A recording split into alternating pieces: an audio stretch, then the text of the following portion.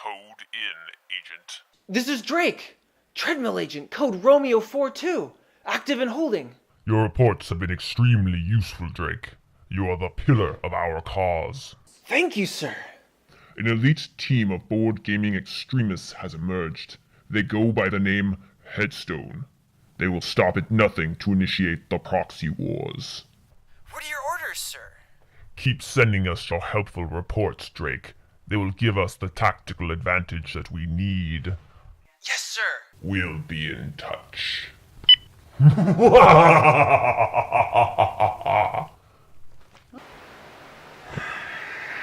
happening, Iris? What? The board game proxy wars are close at hand. Do you remember that movie Robot Jocks? Is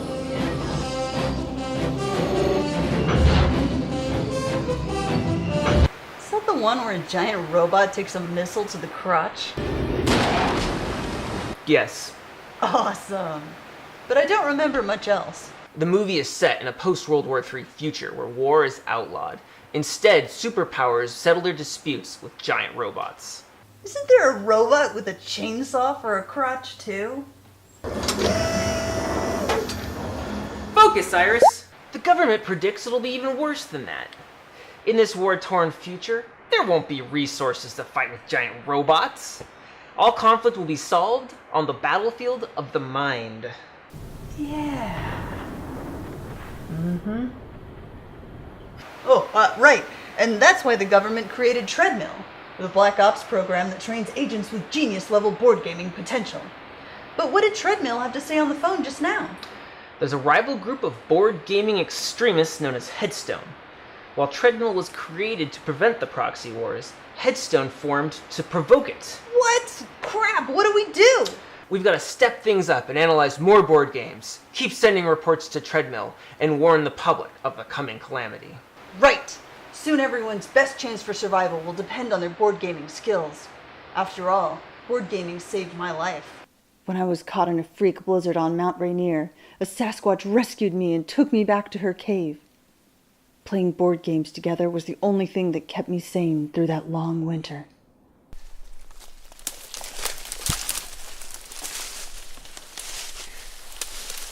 I haven't seen her in years, but I'm still searching. Still playing board games in her honor. I miss you, Sasquatch. Don't worry, Iris. You'll find her again. Let's do something to get your mind off the squatch. What board game should we play today? Well, it should be something that helps us practice our combat skills. Something that lets us try a variety of weapons. Right. And we'll need to practice different scenarios, perhaps even a few dirty tricks. Something that'll help us manage and lead a labor force. And we'll need to be able to forge weapons from the materials at hand. Sounds like... A duel betwixt us!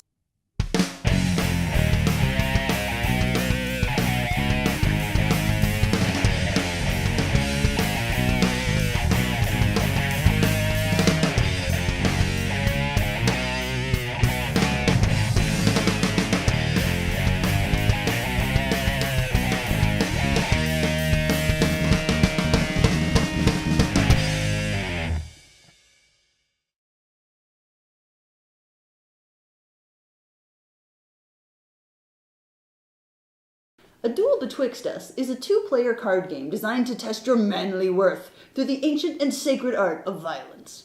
You and your opponent will compete for the attention of fair ladies and build a fan club of devoted male followers. Yeah, it's like Fight Club, but with a gentlemanly Victorian theme. Yeah, and instead of using your fists, you're using weapons like warhammers, sabers, and even concealed weapons like a cane blade. You can tell by the box that this is a game that doesn't take itself too seriously. You start the game by picking a duelist like Baron Percival Sparkletrout, or Major Throttlesby. On the back of those cards is a short biography, and that gives you a little bit of a sense of what your character is like. Yeah, these character profiles do a good job establishing the whimsical/gentlemanly theme of the game. They're purely for flavor and just optional. And they're also pretty silly, but if you don't like silly, you've probably already passed over this game with an old-timey dude hitting another old-timey dude with a fish. Here you have your typical game setup. You have a devoted throng of followers toiling away in the mines to dig up ingots to help you forge your manly weapons. It will take one miner to dig one copper ingot. 2 miners to dig a silver ingot, and 3 miners to dig a precious gold ingot. And these miner cards look great, and they're beautifully detailed. Each one is unique, with a different name and appearance from all the others. For instance, we've got Cheery Chap. Cheerio then! I'm off to work in the mines, old bean.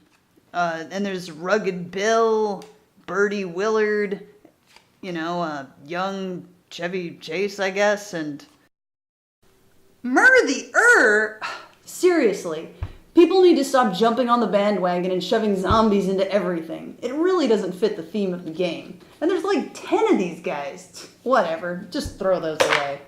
Over here you've got your weapons and possibly armor. No sissy breastplates here, oh no. It's a golden codpiece or nothing for Baron von Bumsmack. At the start of each turn, you draw 2 cards. You keep one and trash the other. Then you can deploy 1 idle miner and move 1 miner. They then dig up ingots, which you can use to spend to either play weapons, build up weapons, or play event cards. Each weapon that you play on the table isn't complete right away. It has a set number of slots, which need to be filled with ingots before it's considered complete and can be used in a duel. During your attack, the ingots that are forged into your weapon are what determine its strength. Just add up the numbers to determine your damage. Your opponent reduces this damage with any shields or armor they have, assuming it's allowed in this particular duel.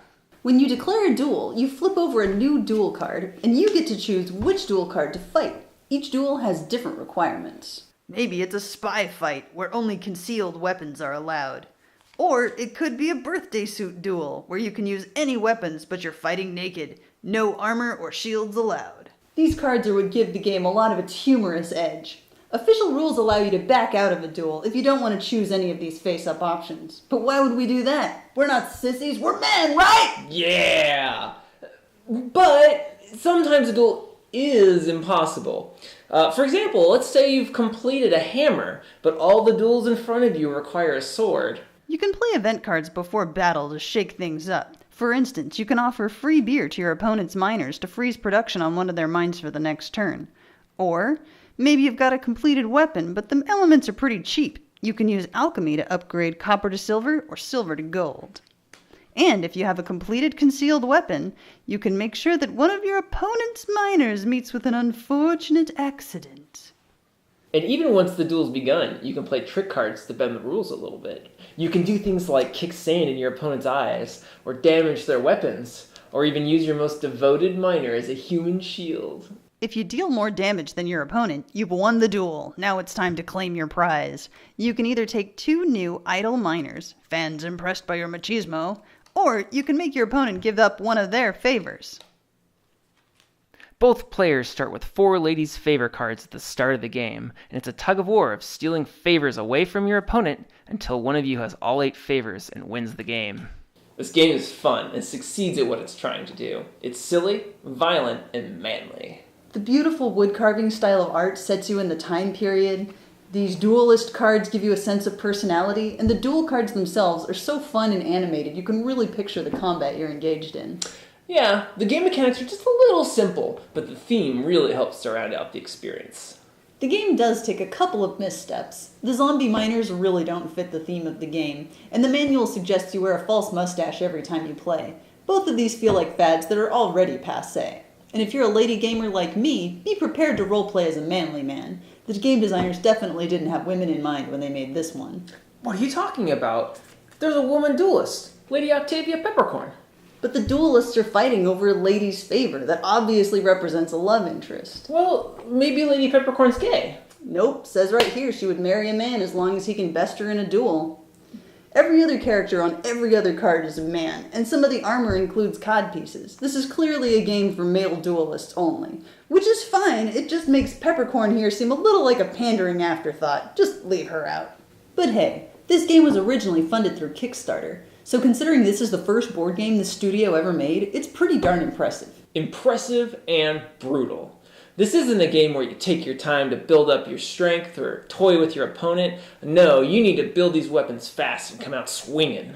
Yeah, what strikes me most about this game is it really feels like you and your opponent are locked in a deadly duel. Maybe they've got 2 weapons and you've got none, and you're scrambling to put your resources together to throw up a shield before they beat you to a pulp. And the fight can be mismatched. Even if you have powerful weapons at hand, a decked-out gold-plated hammer for instance, you could still lose to an opponent with nothing but a copper shiv and a codpiece if the duel calls for item types you don't have.